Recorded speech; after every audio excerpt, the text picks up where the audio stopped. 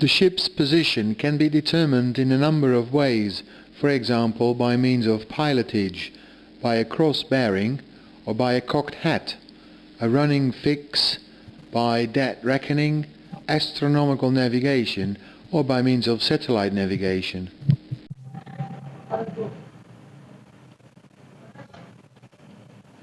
By pilotage is understood taking bearings of conspicuous objects at regular intervals. A conspicuous object, or conspic, is an object on land or at sea which is mentioned and described in the pilot book. A cross bearing is an intersection of two bearing lines which have been taken of two conspicuous objects. If a third conspicuous object is available, a third bearing or check line is taken. Because the ship is proceeding, a triangle, which is called a cocked hat, is formed by the two bearing lines and the check line.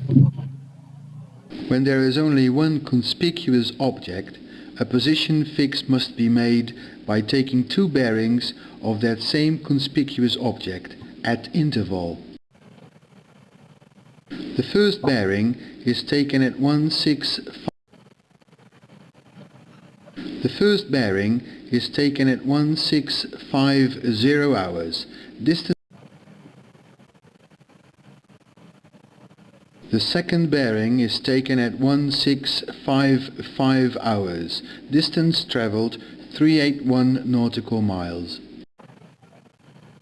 With the aid of a chart divider, the difference between the two bearings is transferred to the course line in the chart.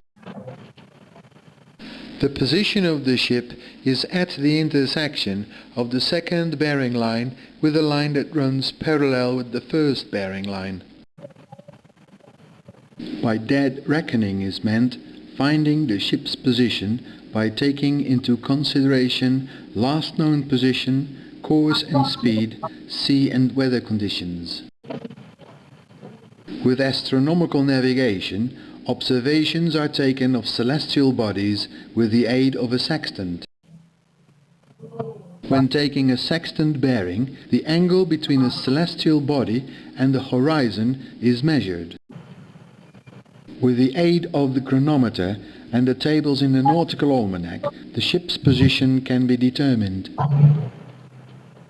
When taking a satellite bearing by means of the differential global positioning system, a signal is transmitted from a satellite indicating the vessel's position on the display.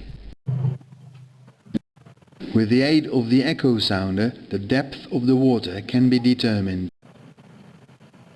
When taking soundings, a signal is transmitted to the bottom of the sea.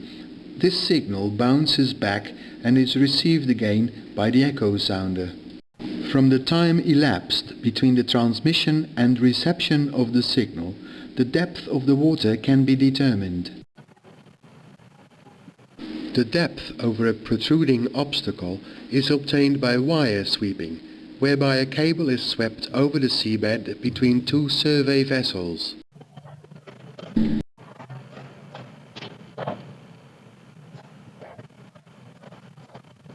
Ahead, starboard, astern, port,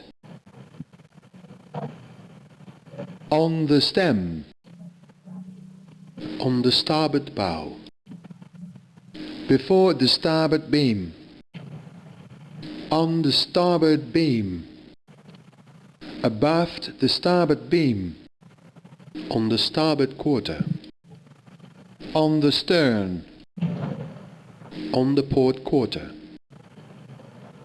abaft the port beam, on the port beam, before the port beam, on the port bow.